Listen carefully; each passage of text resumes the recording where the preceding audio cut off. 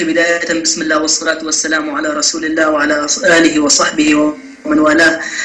حيث تشهد محافظة القنيطرة تصعيد عسكري في هذا الأسبوع، حيث عمد الأبطال في الجيش الحر على تخفيف الضغط على الريف الغربي الملاصق للمحافظة. وشهد هذا الأسبوع المحافظة حالة حرب حقيقية على عدة محاور تصاعدت فيها وتيرة القصف على عدة من القرى المحررة كقرى بريقة وبير عجم وجباثة، ووصلت الاشتباكات إلى قلب مدينة ومركز محافظة القنيطرة منطقة خان أرنبة، واندلعت بها العديد من الاشتباكات على عدة محاور وعلى مدينة البعث، وهو يعد مقر تحتكره الشبيحة بشكل عام. لكن الخبر الأهم، استطاع الأبطال الجيش الحر في قرية حمريد تدمير الحاجز التابع للنظام الأسدي.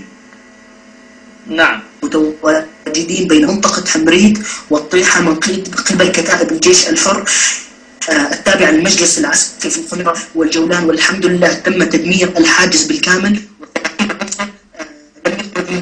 من الأحياء ولله الحمد.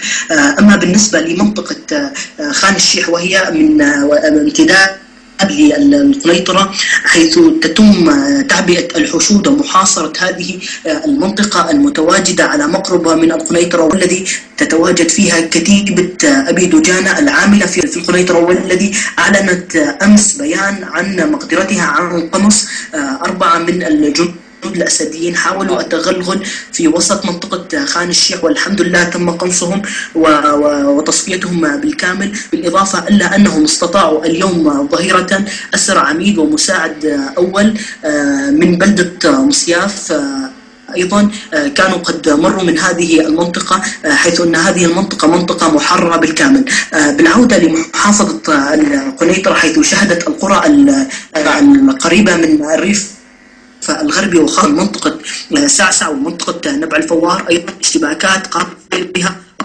تجمع تحرير القنيطرة ضد الدشم والكتائب العسكرية الأسدية المتواجدة على أطراف هذه المنطقة، وأسفرت الاشتباكات عن اعتقال عديد من رجال الأسد في هذه الحملات بشكل عام. أخي الكريم. نعم أخي شامل، ما هو الوضع الإنساني والطبي لديكم؟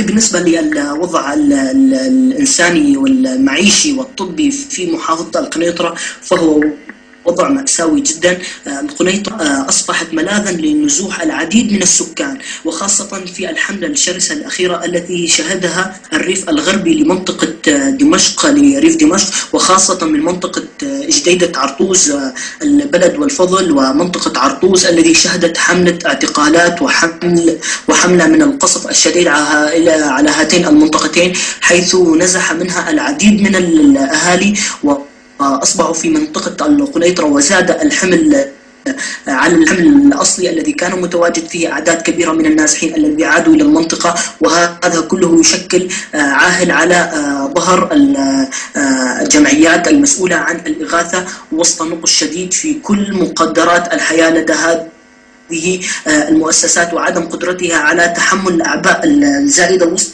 حاجة ملحة، وخاصة بعد أن قام الجيش الأسدي بتعزيز وجوده على الطرق الفرعية التي تصل محافظة القنيطرة بمحافظة درعا، بالإضافة إلى بعض الطرق الفرعية الموصلة بين محافظة القنيطرة ومحافظة ريف دمشق، فمنع وصول الإمدادات التي